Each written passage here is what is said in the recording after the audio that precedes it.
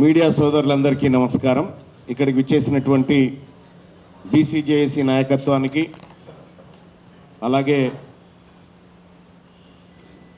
BCJAC రాష్ట్ర coordination committee chairman అయినటువంటి పెద్దలు సుధగా నరశంకర్ గౌడ్ గారికి, అలాగే నాతో పాటు వివిధ జిల్లాల బాధ్యతలు నిర్వహిస్తున్నటువంటి వట్టే జానయ్య గారికి, అలాగే సూర్యారావన్న గారికి, బందారపు నర్సయ్య గారికి, ఇక్కడ ఉన్నటువంటి ఓదేలన్న గారికి, ఇక్కడ ఉన్నటువంటి అందరికి కూడా, మహిళా సోదరుమణులందరికీ కూడా నమస్కారం తెలియజేస్తూ, తెలంగాణ రాష్ట్రంలో ఇవాళ 42% బీసీల రిజర్వేషన్ అనేటువంటి అంశం పైన ఒక వారం 10 రోజులుగా ఒక సుదీర్ఘమైన చర్చ జరుగుతూ ఉంది మీడియాలో, అలాగే పౌర సమాజంలో కూడా జరుగుతూ ఉంది. ఆ వర్గాల నుంచి ఉన్నటువంటి మేము ఈ జరుగుతున్నటువంటి పరిణామాలు, ఈ రాజకీయ పార్టీలు చెప్తున్నటువంటి అంశాలు నిజంగా ఇవి ఎంతవరకు వాస్తవ రూపంతో కూడుకున్నాయి, లేదంటే ప్రజల్ని మభ్యపెట్టడానికా, ఏ అంశాలతో ఈ పార్టీల ఎజెండాగా మారింది ఇది, దీంట్లో అవుట్పుట్ ఏంది, ఫైనల్ రిజల్ట్ ఏంది అనేటువంటి అంశాలను కూడా మేము బీసీజేఏసీగా ఎప్పటికప్పుడు పరిశీలిస్తున్నాం. దాంట్లో భాగంగా మేము గత 2-3 రోజుల నుంచి ఇదే అంశాలపైన వివిధ డేటాను సేకరిస్తూ నిన్న రాత్రి వరకు కూడా అందరం కూర్చొని వ్యవహారం చేయడం జరిగింది. కాంగ్రెస్ పార్టీ 42% రిజర్వేషన్ పేరుతో విద్యా ఉద్యోగాలు, అలాగే స్థానిక సంస్థల ఎన్నికల్లో ఇవ్వాలనేటువంటి ఉద్దేశంతో అసెంబ్లీలో మండలిలో బిల్ పెట్టి, ఆ బిల్లును గవర్నర్కు పంపి, గవర్నర్ ద్వారా రాష్ట్రపతికి, తద్వారా 9th షెడ్యూల్ కార్యక్రమానికి పంపించడం జరిగింది. పంపించిన తర్వాత మళ్ళీ ఆర్డినెన్స్ అనేటువంటి ఒక కొత్త కార్యక్రమాన్ని తీసుకుంది. ఇక్కడ గమనించాల్సినటువంటి అంశం ఏంటంటే, ఈ ఆర్డినెన్స్లో కేవలం స్థానిక సంస్థల ఎన్నికల అంశం మాత్రమే ఉంది. విద్యా ఉద్యోగాలకు సంబంధించినటువంటి చర్చను అప్పుడే కట్ చేసిరు. మరి వాస్తవానికి స్థానిక సంస్థల ఎన్నికల్లో బీసీల ప్రాతినిధ్యం ఎట్లా ఉంది? 42% వరకు మేము ఇస్తామనేటువంటి మాట ఆ రోజు యాదన్న ఆ రోజు అన్ని పార్టీలు అసెంబ్లీలో ముక్త కంఠంతో ఏకగ్రీవంగా, అటు కాంగ్రెస్ పార్టీ మేము తెస్తున్నామని, మేము మద్దతు ఇస్తున్నామని చెప్పి భారతీయ జనతా పార్టీ, దీన్ని వెంటనే ఇంప్లిమెంట్ చేయాలి అని చెప్పి బీఆర్ఎస్ పార్టీ, ఆఖరికి లెఫ్ట్ పార్టీలు కూడా బీసీల వాటా తేల్చాలనేటువంటి మాట చెప్పారు. ఎంఐఎం కూడా ఓకే అనే. ఇక దీనికి అడ్డు ఎవరు లేరు. ఇక్కడ రాష్ట్రంలో 42% రిజర్వేషన్ అనేటువంటి అంశానికి అడ్డు ఎవరు లేరు. కానీ ఎందుకు ఆగిపోతుంది? ఎందుకు ముందుకు పోవడం లేదు? ఇక్కడ Congress party, BRS party, Bharatiya Janata party, ఈ 3 పార్టీలు ఆడుతున్నటువంటి ఒక నయా నాటకాన్ని ఇవాళ మీ ముందుకు తీసుకొస్తా ఉన్నాం.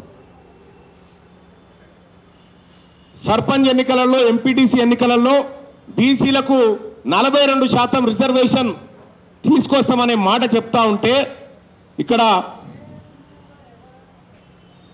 ఇక్కడ మా దగ్గర ఉన్నటువంటి డేటా ప్రకారం ఇప్పటికే 45% రిజర్వేషన్, 45% సీట్లు బీసీలకు లభిస్తూ ఉన్నాయి. ఇక్కడ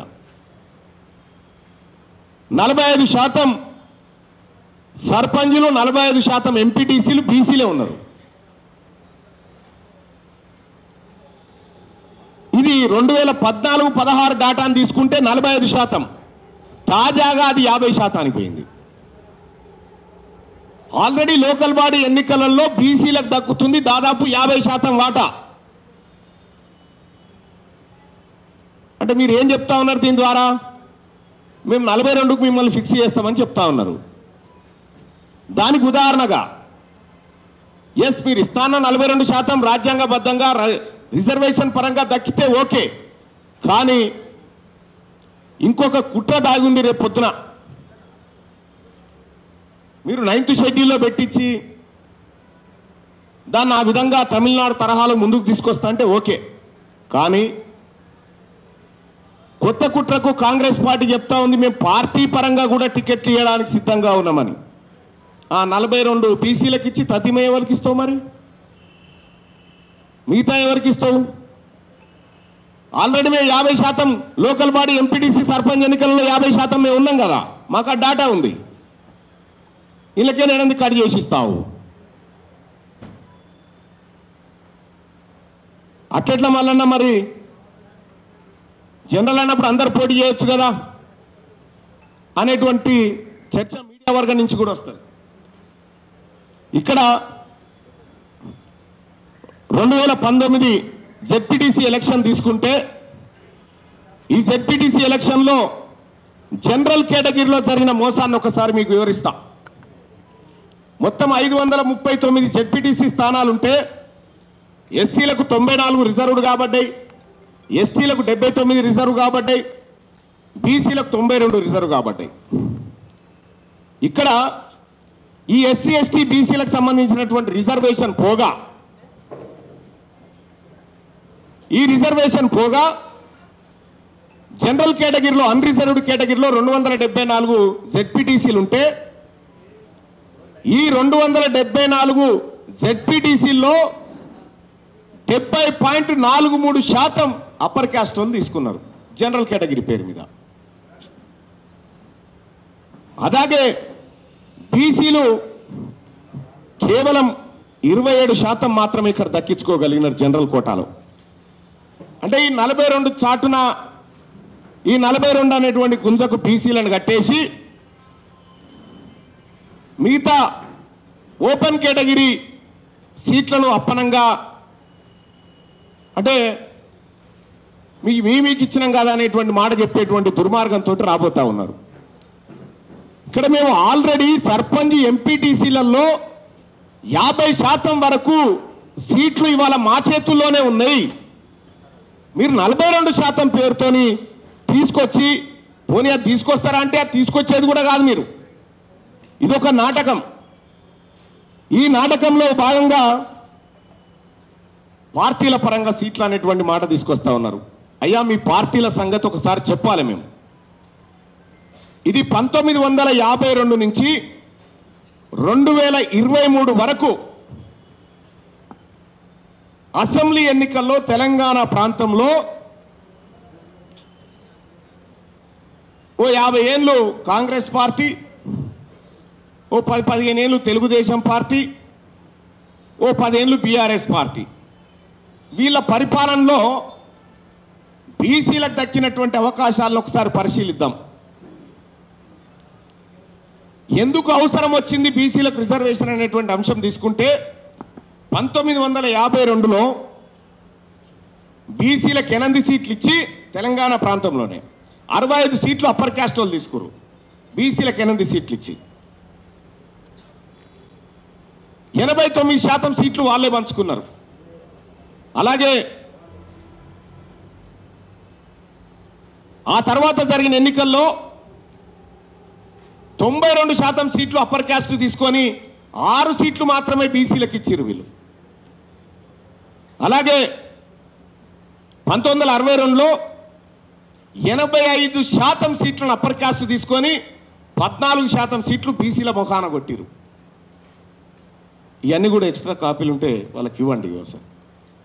అలాగే 67లో 15%, 72లో 75% సీట్లు తీసుకురు, 78లో 67, ఇట్లా ఇంత రాను రాను రాజుగుర్రం కంచెరగాడిద అయినట్టుగా ఒకానొక సందర్భంలో బీసీలకు 27 సీట్లు దక్కినటువంటి శాసనసభ నుంచి 19కి వచ్చి పడ్డది. ఇవాళ ఈ పార్టీలు టిఆర్ఎస్ పార్టీ కానీ కాంగ్రెస్ కానీ బీజేపీ కానీ బీసీలకు టికెట్లు ఇచ్చే కాడ కాంగ్రెస్ పార్టీ నుంచి 65 మంది రెడ్లు అప్పర్ క్యాస్ట్లు ఉంటారు, బీజేపీ నుంచి 65, బీఆర్ఎస్ నుంచి 65. గెలిస్తే వీళ్ళే ముగ్గురు 3 పార్టీల నుంచి కాబట్టి ఎవరో ఒకరు గెలవాలి. బీసీలకు టికెట్లు ఇచ్చే కాడ ఎంత దుర్మార్గమైనటువంటి చరిత్ర ఉంది ఈ 3 పార్టీలకు అని గమనిస్తే ఇది మొన్నసారి జరిగినటువంటి అసెంబ్లీ ఎన్నికల్లో కాంగ్రెస్ పార్టీ ఏం చేసింది, బీఆర్ఎస్ ఏం చేసింది, బీజేపీ ఏం చేసింది ఒక్కసారి లెక్కలు చూద్దాం. Adilabad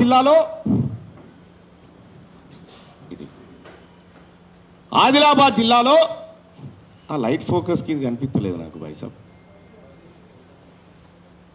right, thank you.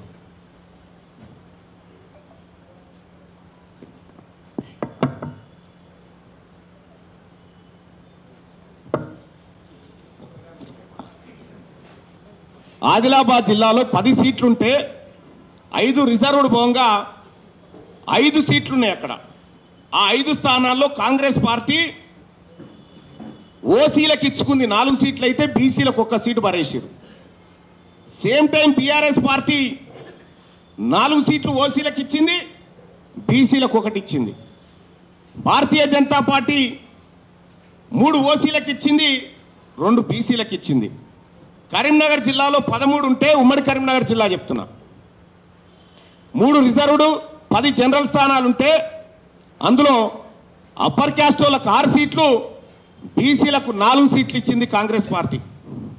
ఇక అలాగే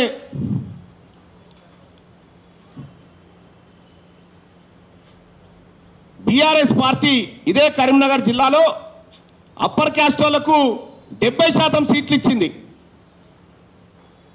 ఖమ్మం జిల్లాలో 100కు 100% సీట్లు అప్పర్ క్యాస్ట్ వాళ్ళు తీసుకున్నారు. అంటే ఎక్కడైతే గెలిచే అవకాశాలు ఉంటాయో అక్కడ బీసీలకు టికెట్లు ఇవ్వకుండా, అక్కడ బీసీ అభ్యర్థులు లేకుండా 3 పార్టీలు చాకచక్యంగా చాలా జాగ్రత్తగా ఇచ్చి బీసీలకు ఇస్తే గెలవరనేటువంటి భ్రమ ఒకటి కల్పించి మోసపూరితమైనటువంటి చర్యలకు పాల్పడ్డారు.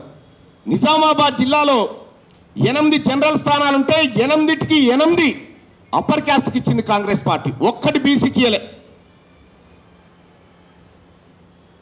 బీఆర్ఎస్ పార్టీ మెజార్టీ సీట్లు అప్పర్ క్యాస్ట్కే ఇచ్చింది. బీజేపీ కూడా 75% సీట్లు అప్పర్ క్యాస్ట్కే ఇచ్చింది. వరంగల్ జిల్లాలో 86% సీట్లు అప్పర్ క్యాస్ట్కే ఇచ్చిర్రు. బీఆర్ఎస్ అదే, బీజేపీది కూడా అదే.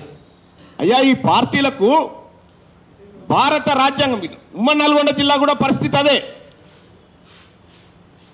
9 జనరల్ స్థానాలుంటే 8 స్థానాలు ఓన్లీ రెడ్లు తీసుకున్నారు, 1 మాత్రం బీసీకి బిచ్చం వేసినట్టు వేసారు. ఇక్కడ మీ పార్టీలో అవకాశం ఉండి టికెట్లు ఇచ్చే కాడ మీ పార్టీలు మా బీసీలకు టికెట్లు ఇవ్వకుండా కనీసం 42% సీట్లన్న వీళ్ళకి ఇవ్వాలన్న సోయి లేకుండా ఉన్నటువంటి మీ పార్టీలు 42% రిజర్వేషన్ తీసుకొచ్చి మా బీసీలను ఉద్ధరిస్తారంటే మేము నమ్మడానికి సిద్ధంగా లేము.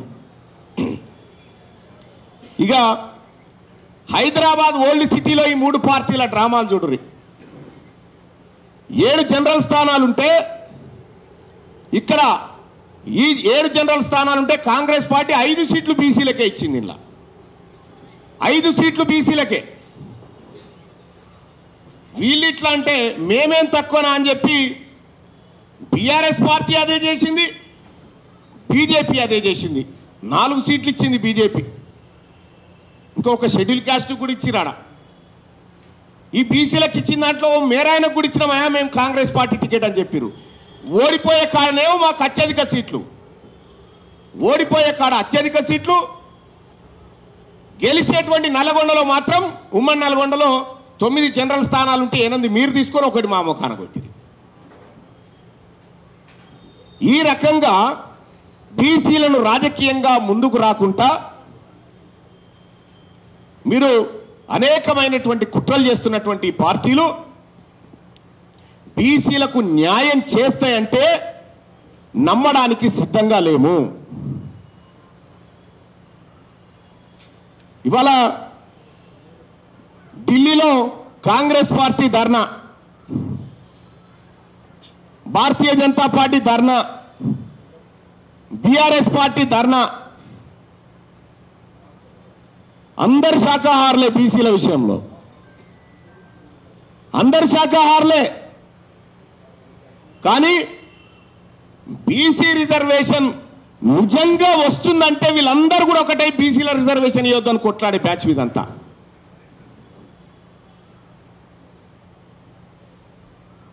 ఇప్పుడు మీరు మాకు ఈ సమావేశం ముఖ్య ఉద్దేశం ఏంటంటే మీరు మాకు 42 ఇచ్చుడు కాదు నాయన. మొన్ననే ముఖ్యమంత్రి గారు సమగ్ర కుటుంబ సర్వే చేస్తే మేము తప్పన్నా వాళ్ళు ఒప్పు అన్నారు. మీ లెక్కలే రైట్ పోరి, మీ లెక్కలే రైటు. తెలంగాణ రాష్ట్రంలో మీ జనాభా 15% చూపించారు కదా, లోకల్ బాడీలో 15% మీరు తీసుకొని మిగతా మాకు ఇచ్చేసేయండి. ఆ 15% మీరు తీసుకొని మిగతా సీట్లు అన్ని పార్టీలు, ఒక్క కాంగ్రెస్ పార్టీ కాదు, అన్ని పార్టీలు తీసుకొని ఆ 15% తీసుకొని మిగతా సీట్లన్నీ బీసీలకు ఇచ్చేయండి. ఒకవేళ మీరు పార్టీ పరంగా ఇయ్యదలుచుకుంటే మా 42 కోత కాదు, మీ 15 కోత పెట్టుకొని మిగతా అన్ని మాకని చెప్పండి.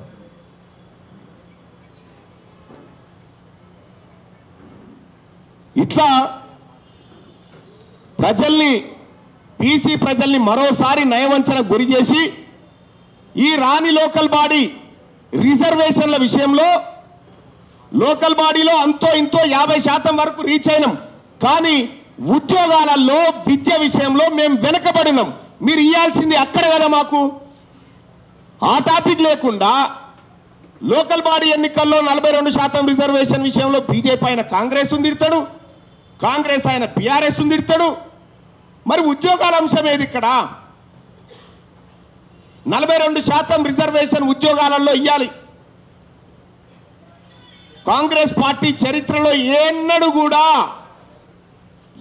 కూడా కాంగ్రెస్ పార్టీ బీసీలకు రిజర్వేషన్ ఇవ్వలేదు. ఆ 27% రిజర్వేషన్ కూడా గౌరవ ప్రధాని, మాజీ ప్రధాని విపి సింగ్ గారి పుణ్యాన్ని వచ్చింది. కాబట్టి కాంగ్రెస్ పైన బీసీ ప్రజలు ఇలా అనుమానంతోనే చూస్తా ఉన్నారు.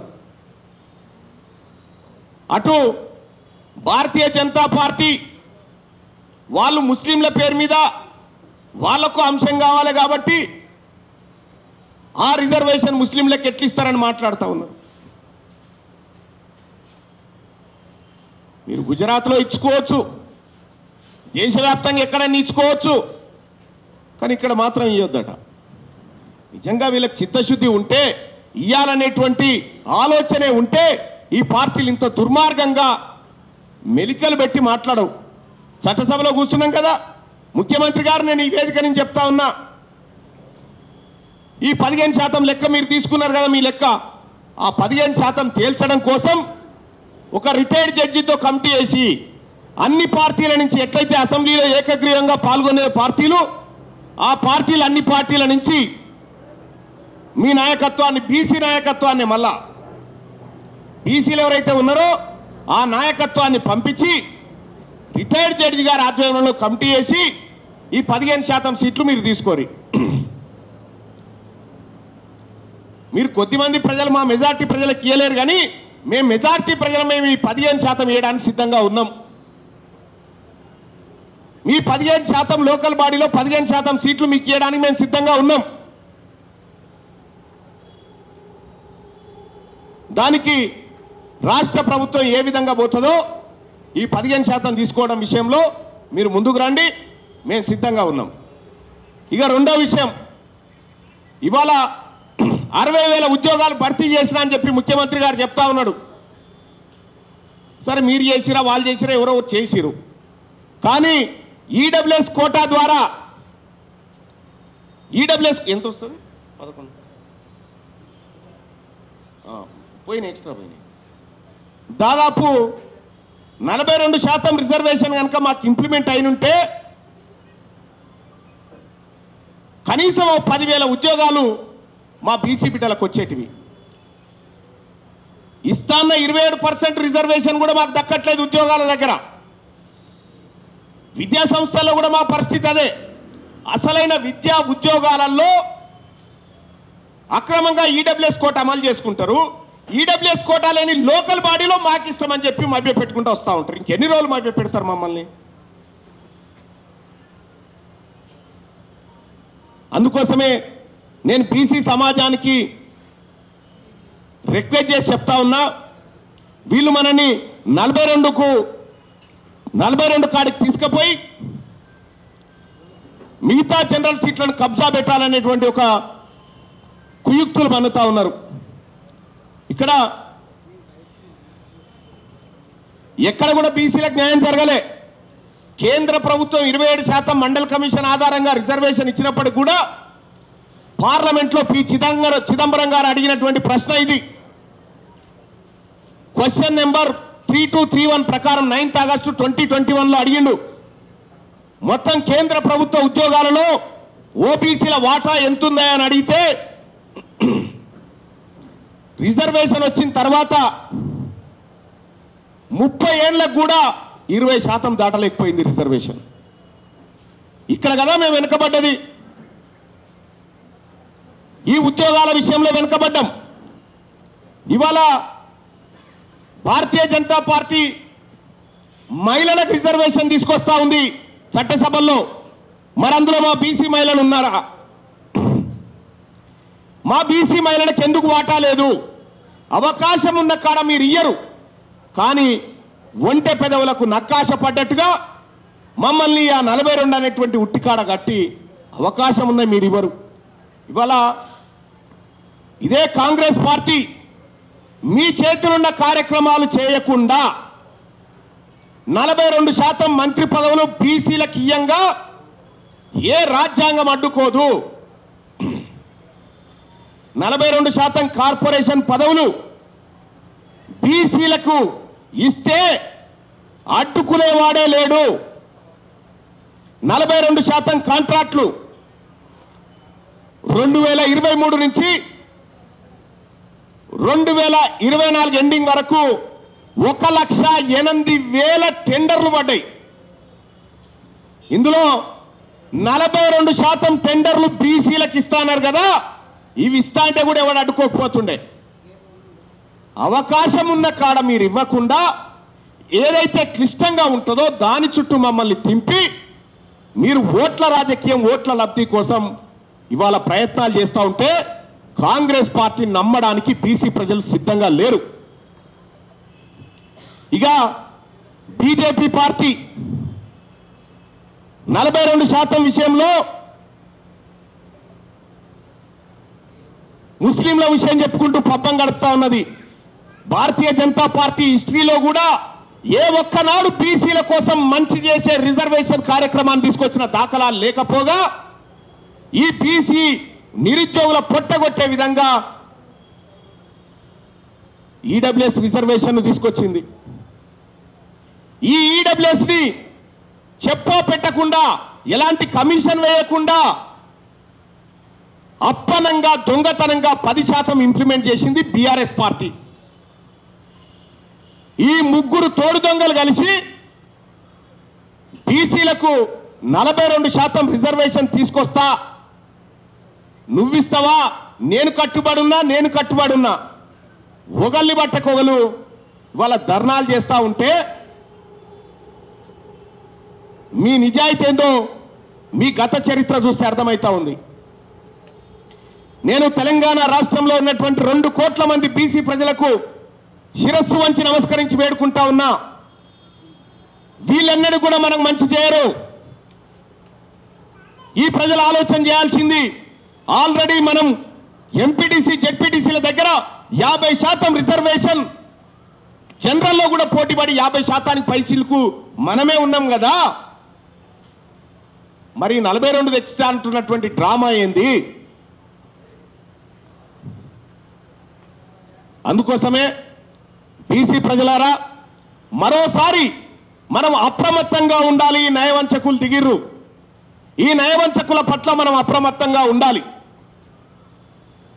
ఆయా పార్టీలలో ఉన్నటువంటి బీసీ నాయకత్వాన్ని కూడా చెప్తా ఉన్నా, మీరు తాగింది బీసీ తల్లిపాలు. ఈ జాతులకు అన్యాయం జరుగుతూ ఉంటే మీరు భజన కీర్తనలు చేసుకుంటూ ఉండకండి అని చెప్పి రిక్వెస్ట్ చేస్తా ఉన్నా. పోండి, 42% తీసుకురావడానికి పోతా ఉన్నారు కదా ముఖ్యమంత్రి గారు. మీరు 42% తీసుకొస్తే పూలదండలు వేస్తాం, లేకపోతే నల్ల జెండాలు. మాకు చెప్పారు కదా, మళ్ళొచ్చి మా వంతు ప్రయత్నాలు అన్ని చేసామని చెప్పారు కదా. అందుకోసమే ఈ నాయకుల డ్రామాని పసిగడతా ఉన్నాం. ఇవాళ కె చంద్రశేఖరరావు గారిది ఆయనదో కొత్త డ్రామా.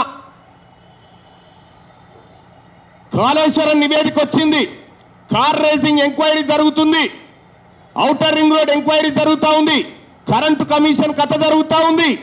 ఈ సమయంలో బీసీల రిజర్వేషన్ అనేటువంటిది ఆ బాధ్యతను బిడ్డకప్పచెప్పి ఏం చేస్తా ఉన్నావు? జూలై 30 తారీఖు 2025 రోజు చిన్నజీఆర్ స్వామిని ప్రధానమంత్రి దగ్గరికి పంపింది హరీష్ రావు గారు. మీరు కేసీఆర్ కాదా? ఎందుకు పోయింది ఆయన? ఏ ఆఫర్ పెట్టి భారతీయ జనతా పార్టీ ముంగట? మీరు పోయి కలవలే? హరీష్ రావు గారు ఫామ్ హౌస్ లో జరుగుతున్నటువంటి చర్చకు మీడియేటర్ గా లేడా చిన్నజీఆర్ స్వామికి? వీళ్ళకు మీరు మీ సొంత రాజకీయ అవసరాలు తీర్చుకోవడానికి, మీరు కేసులలోంచి బయటపడడానికి మీ తాపత్రయం ప్రతిరోజు ఉంది తప్ప మా బీసీల గురించి ఆలోచించేటువంటి ఆలోచనే మీకు లేదు. కాబట్టి బీసీ ప్రజలారా, లోకల్ బాడీ ఎన్నికల్లో ఈ రాజకీయ పార్టీలకు బుద్ధి చెప్పాల్సినటువంటి అవసరం ఉంది. ఈ రాజకీయ పార్టీలు, ఈ బీసీలను మోసం చేస్తున్న రాజకీయ పార్టీల పట్ల మనం అప్రమత్తంగా ఉండి బీసీలం స్థానిక సంస్థల ఎన్నికల్ని పూర్తి స్థాయిలో ప్రభావితం చేయాల్సినటువంటి సమయం ఆసన్నమైంది.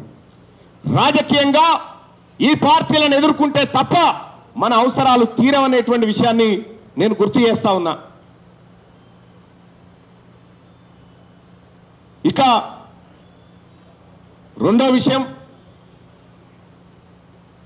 మీరు ఢిల్లీకి పోతా అంటున్నారు కదా, 3 రోజులు ఎందుకు? పూర్తి స్థాయిలో నిరాహార దీక్ష చేయరి. ఇటు రేవంత్ రెడ్డి గారు, అటు రామచంద్రరావు గారు, ఇటు కేసీఆర్ గారు, మీ ముగ్గురు కలిసి నిజంగా బీసీల మీద చిత్తశుద్ధి ఉంటే మీరు ఆమరణ నిరాహార దీక్ష చేయండి 42% రిజర్వేషన్ కోసం. మేము మద్దతు ఇస్తాం. మిమ్మల్ని ఎవరు లేపకుండా, మీరు నిరాహార దీక్షలోంచి మిమ్మల్ని ఎవరు లేపకుండా మేము అందరం కావాలంటాం. మీరు చేయండి. మీ నిరాహార దీక్ష భంగం కాకుండా అటెంకల సుక్క నీరు కూడా ఉంచాం.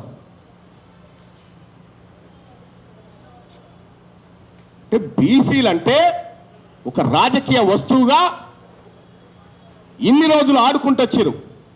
ఇవాళ తెలంగాణ రాష్ట్రంలో బీసీలమంతా ఒక్క తాటి మీదకి వచ్చినాం కాబట్టే ఇవాళ తెలంగాణ రాష్ట్రంలో చర్చ జరుగుతూ ఉంది.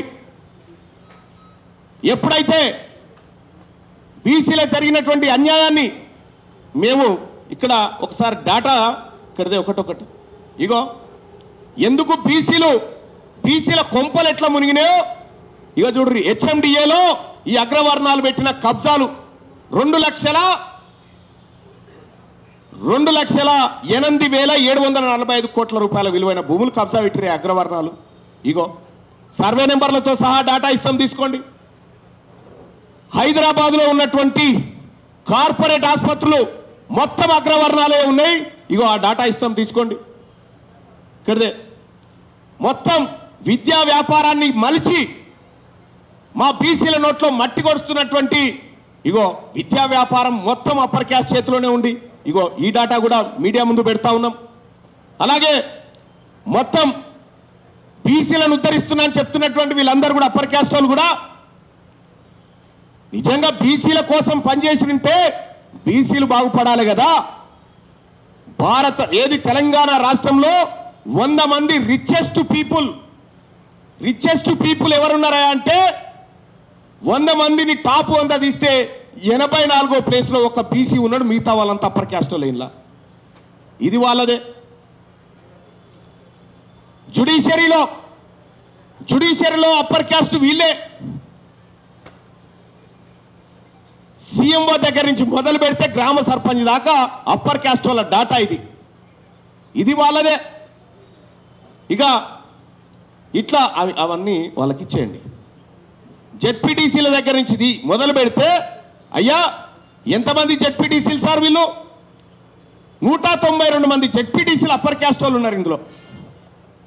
ఇందులో 70% జెడ్పీటీసీలు అప్పర్ క్యాస్ట్ వాళ్ళు తీసుకున్నారు. ఇందులో జనరల్ కోటాలో ఆ జెడ్పీటీసీలది విత్ ఫోన్ నెంబర్తో సహా మీ అందరికి ఇస్తా ఉన్నా. సర్పంచ్లకు సంబంధించి బీసీలకు ఏం జరిగిందో ఈ డాటా మీడియా ముంగడ పెడతా ఉన్నాం. ఎంపీటీసీలు జెడ్పీటీసీలు మాకు అంతో ఇంతో గ్రామీణ వాతావరణంలో గ్రామీణ ప్రాంతంలో బీసీలు రాజకీయంగా జనరల్ సీట్లలో పోటీ చేసి కనీసం 50 సంపాదించుకున్నారు. ఇలా ఆల్రెడీ మాకున్నది ఇడిచిపెట్టి మాకు వస్తున్న దాన్ని పక్కకు పెట్టి మాకు విద్యా ఉద్యోగాల విషయంలో జరిగినటువంటి అన్యాయాన్ని చెప్పకుండా ఆ అంశాన్ని పక్కకు బారేసి కొత్త డ్రామాకు తెరలేపారు. కాబట్టి బీసీ ప్రజలారా, ఈ వేదిక నుంచి బీసీ జేఏసీ ప్రకటిస్తా ఉంది, మీరు 42% రిజర్వేషన్ తీసుకొస్తే పూలదండలు, లేకపోతే నల్ల జెండాలు. విద్యా వైద్యంలో కూడా ఓన్లీ లోకల్ బాడీ కాదు, విద్యా వైద్యంలో కూడా 42% రిజర్వేషన్ ఇచ్చినాకనే ఢిల్లీకి పోయిన వాళ్ళు ఢిల్లీ నుంచి రారి. ఉద్యోగాల విషయంలో 42% తేలాల్సిందే. మేము ఇట్లే డ్రామాలు ఆడతాం, లోకల్ బాడీ ఎన్నికలకు మేమేదో యాక్టింగ్ చేస్తాం, ప్రజల్ని మభ్యపెట్టి మళ్ళీ ఏదో నాటకాలు ఆడతామంటే చూస్తూ ఊరుకోవడానికి బీసీ సమాజం సిద్ధంగా లేదు. బీసీ ప్రజలారా, అప్రమత్తంగా ఉండాల్సిన సమయం ఆసన్నమైంది. కూడబలుక్కొని నయా నాటకానికి 3 పార్టీలు తెలదీస్తా ఉన్నాయి. లోకల్ బాడీ ఎన్నికలకు వచ్చే కంటే ముందు ఈ 42% సమాధానం చెప్పిన తర్వాతనే ఈ 3 పార్టీలు లోకల్ బాడీ ఎన్నికలకు రావాలి. అందుకోసమే ఈ బీసీలకు జరుగుతున్నటువంటి ఉద్యోగ విద్యా అవకాశాల్లో జరిగినటువంటి మోసాలతో పాటు ఈ ఈడబ్ల్యూఎస్ రిజర్వేషన్, అలాగే మాకిస్తామని చెప్తున్నటువంటి 42% రిజర్వేషన్ విషయంలో ఈ లెక్క తేలాలి. 50% స్లాబ్ అంటారు. మొత్తం కేంద్ర పాలిత ప్రాంతాలు కలిపి 35 ఉంటే మన తానా రాష్ట్రాలుగా అనుకుంటే 31 రాష్ట్రాల్లో 50% స్లాబ్ ఎప్పుడో దాటిపోయింది. 31 రాష్ట్రాల్లో ఓన్లీ 4 మిగిలినాయి. ఇక్కడ బీసీల అంశం వచ్చేసరికి స్లాబ్. మరి విద్యా ఉద్యోగాలలో 10% ఈడబ్ల్యూఎస్ ఇచ్చి క్రాచ్ చేసినాం కదా, మరి ఆ క్రాచ్ చేసిన దాంట్లోనే 42% బీసీల క్రాచ్ చేసేయండి. ఒకవేళ ఈడబ్ల్యూఎస్ కరెక్ట్ అనుకుంటే ఇది కూడా కరెక్ట్ అవుతుంది రేపు పొద్దుగాల. అవకాశం ఉండి ఇవ్వాల్సిన ఇవ్వకుండా ఇక బీఆర్ఎస్ పార్టీ వాళ్ళ జిల్లా అధ్యక్షులు 17 జిల్లాలకు అధ్యక్షులు అప్పర్ క్యాస్ట్ వాళ్ళే, వీళ్ళు బీసీలను ఉద్ధరిస్తా అని చెప్తారు. వీళ్ళు ఒక్క గౌడుకు ఒక ముదిరాజు కూడా జిల్లా పార్టీ అధ్యక్షుని ఇవ్వనటువంటి బీఆర్ఎస్ పార్టీ, ఉన్న బీసీ అధ్యక్షుని తీసేసిన భారతీయ జనతా పార్టీ, దొంగ సర్వేలతో బీసీలను మభ్యపెడుతున్న కాంగ్రెస్ పార్టీ, ఇవి ఎప్పటికి మావి కావు. బీసీల కోసం సరికొత్త రాజకీయ వేదిక రావాల్సిందే. ఈ దొంగ రాజకీయ పార్టీలు ప్రజల్ని మోసం చేస్తున్న పార్టీలను ప్రజాక్షేత్రంలో ఎండగట్టాల్సిందే. మీరు 42% చెప్పిరు, మేము మీ 15% తీసుకొని పక్క జరుగుమని ఆఫర్ కూడా పెడతా ఉన్నాం. మీ 15% మీరు తీసుకొని పక్క జరుగురి, లేదు అంటే 4% तेरा है, बाकी सब हमारा है. లేదంటే 4% మీది, 96 మాదే. 42% రిజర్వేషన్ మీరు ఇచ్చిన మాటకు కాంగ్రెస్ పార్టీ ఇచ్చిన మేనిఫెస్టోను వెంటనే ఇంప్లిమెంట్ చేయాలని మేము డిమాండ్ చేస్తా ఉన్నాం.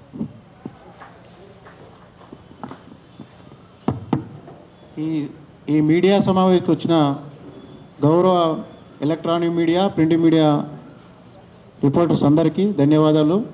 అదేవిధంగా వచ్చిన నాయకులందరూ కూడా ధన్యవాదాలు చేస్తాం. నమస్కారం.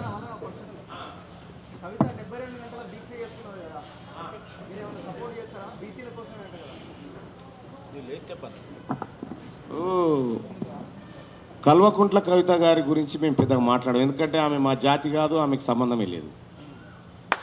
వాళ్ళ నాయన కోసం చేసుకోమని, వాళ్ళ నాయన కోసం దీక్ష కావచ్చు, కానీ బీసీలు మా కోసం ఏం దీక్ష అంటలేము.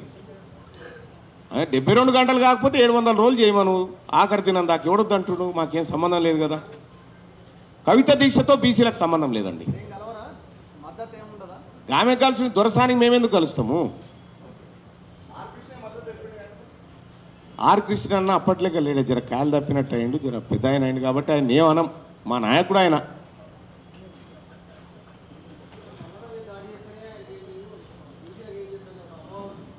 ఎవరికి? మల్లన్న మీద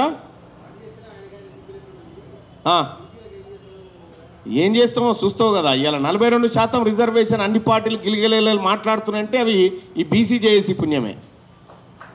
మేము ఏం చేస్తామో, రాజకీయంగా ఏం చేస్తామో, అన్ని రకాలుగా ఏం చేస్తామో చూపిస్తాం ఖచ్చితంగా. ఒక్క నిమిషం పెడతాము. పరంజ్యోతి అన్న అడిగిన దానికి ఒక సమాధానం చెప్తా. అన్న వినాలి అన్న. ఈ రాష్ట్రంలో మొదటిసారిగా అగ్ర కులాలు లేకుండా ఎమ్మెల్సీ లిస్ట్ వచ్చింది. కారకులు ఎవరు? మల్లన్న. ఈ రాష్ట్రంలో మంత్రివర్గ విస్తరణ జరిగింది. అగ్ర కులాలు లేకుండా ఎవరు కారకులు? మల్లన్న. ఈ 3 పార్టీలు పోటీ పడి ధర్నాలు చేస్తున్నారు. 42% రిజర్వేషన్ ముందుకు తీసుకొచ్చింది ఎవరు? మల్లన్న. ఇంకా చాలా ఉన్నాయి చెప్పాలంటే.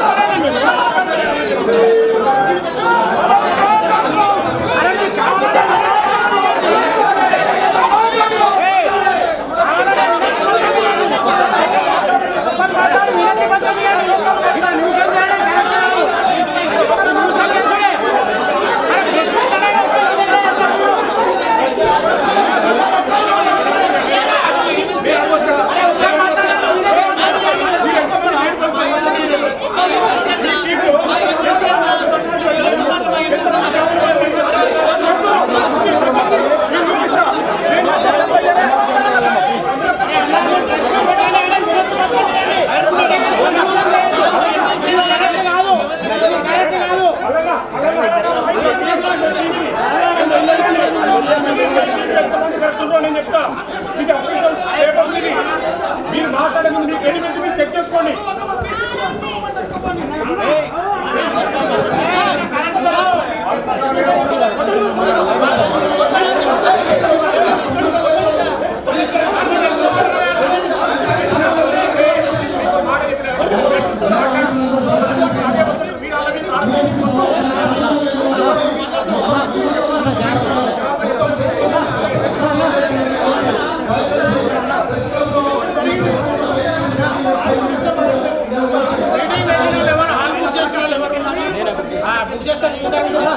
తీసుకొని మాట్లాడు తీసుకొచ్చి డ్రామాలు చేపిస్తా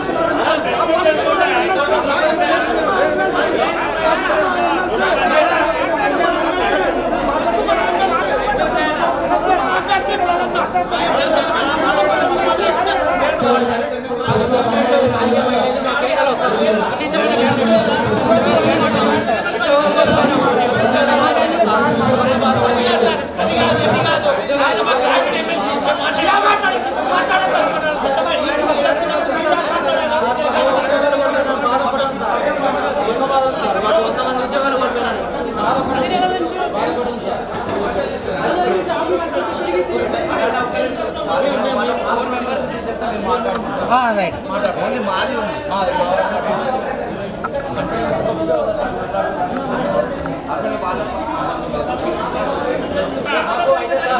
దేని గురించి నీ బాధ చెప్పుకోవడం గురించి చేసిన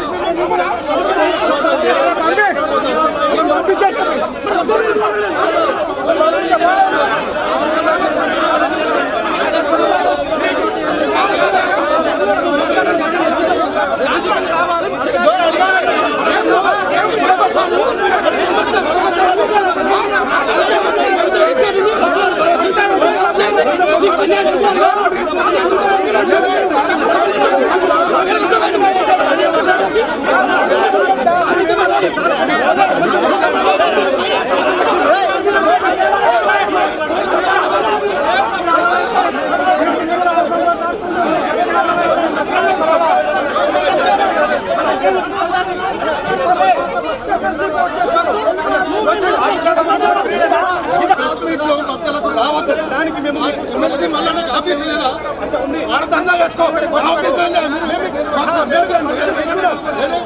ప్రెస్ మీట్ చేసుకోండి అయినా ఇప్పుడు బహిష్కరిస్తున్నాం మా ప్రెస్ క్లబ్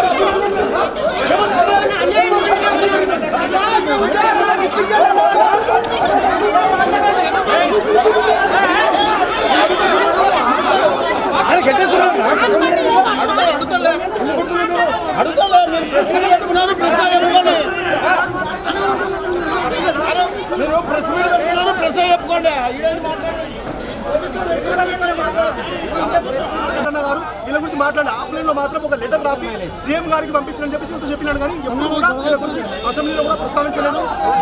వారికి న్యాయం చేపిస్తా, ప్రభుత్వం గెలిస్తే కాంగ్రెస్ ప్రభుత్వం వస్తే గెలిపిస్తాను అది కూడా మాట్లాడలేదు. ఆవేదన మాత్రమే అనుకో చెప్తున్నా. మల్లన్న కోపం లేదు, మల్లన్న మన పెద్దింటి అన్న అని అనుకుని అన్నని అడగడానికి అన్న నీకు అధికారం వచ్చింది, నీకు హోదా వచ్చింది, అసెంబ్లీలో చట్టసభలో నువ్వు వెళ్ళినావు, అప్పుడు ఎందుకు ప్రస్తావించలేదు? ఎమ్మెల్సీ ఎలక్షన్ మొత్తమే గ్రాడ్యుయేషన్ కదా మీకు ఓటేసామని చెప్పేసి. సో ఇది అడగడానికి వచ్చిన తప్ప వేరే వాళ్ళందరూ కూడా మేము ఏదో కావాలని అన్న మీదకి ఏదో ఉసుగోలు పడడానికి వచ్చామని అనుకుంటారు. తప్పు, అట్లా భావించదు. మల్లనంటే మా ఇంటి అన్న కాబట్టి అరే హక్కు ఆ స్వేచ్ఛ మాకు ఉందని చెప్పేసి వేరే విధంగా కాదు. వీళ్ళు జెన్యున్ ఇష్యూ మా జియో కార్డు చేయాలి. అందరికి కూడా డిఎస్సి స్పోర్ట్స్ కోటాలో 2020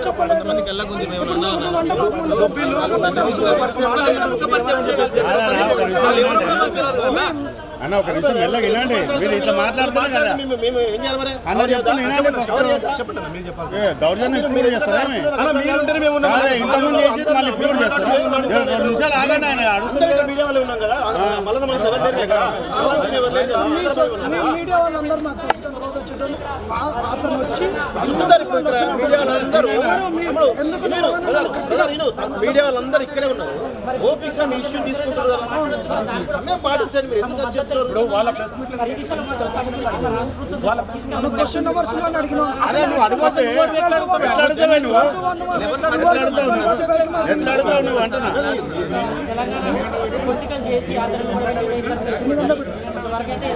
సూర్యరావణ సంబంధం లేని వ్యక్తులు వచ్చి ఇక్కడ గొడవ చేసి చేసింది కాబట్టి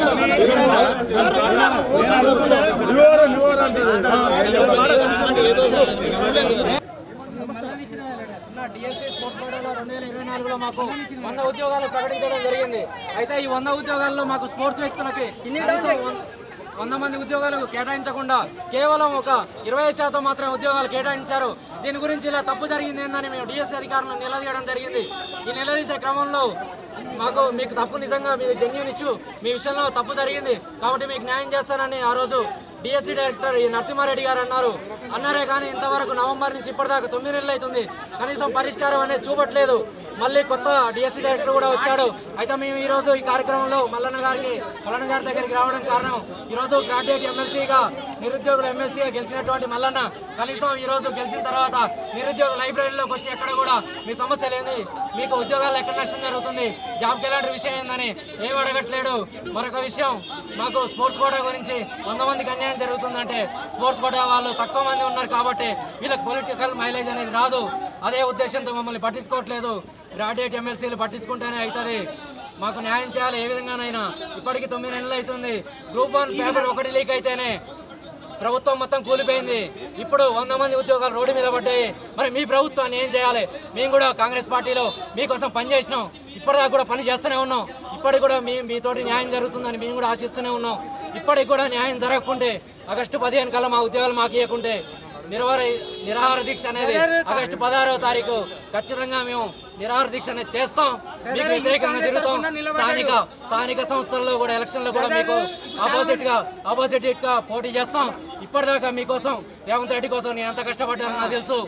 ఇప్పటి నుంచి మా ఉద్యోగాలు మాకు ఇవ్వకుంటే నెక్స్ట్ ఖచ్చితంగా స్థానిక సంస్థల్లో ఎంపీడీసీగా సర్పంచ్గా పోటీ చేస్తాం, మిమ్మల్ని అందరినీ ఓడిస్తాం. ఇదేమా ఈవి నరసింహారెడ్డి సార్ 96 మందికి జాబ్స్ ఇస్తామని చెప్పారు సార్. 1 వీక్ లో మీకు పోస్టింగ్స్ ఆర్డర్ ఇస్తామని చెప్పారు. 1 వీక్ సార్ ఇప్పుడు దాదాపుగా 9 నెలలు అవుతుంది. 9 నెలల నుంచి మా రిజల్ట్ ఇవ్వట్లేదు. 9 నెలలు మేము ఆఫీస్లో చుట్టూ తిరుగుతున్నాం. శాట్ వాళ్ళు ఏమంటున్నారంటే డిఎస్సీ మేము ఫైల్ పంపించినామంటున్నారు. డిఎస్సీ వాళ్ళు ఏమంటున్నారు, శాట్ నుంచి మాకు పర్ఫెక్ట్గా లిస్ట్ క్యాండిడేట్స్ లిస్ట్ మాకు రావట్లేదు, టాలీ అవ్వట్లేదు అంటున్నారు. అంటే ఇక్కడ తప్పు డిఎస్సీ వాళ్ళదా లేదంటే శాట్ వాళ్ళదా? ఈ ఇద్దరు కలిపి అంటే ఈ ఇద్దరు మధ్యలో అంటే మా బతుకులు ఇదైతున్నాయి కదా సార్.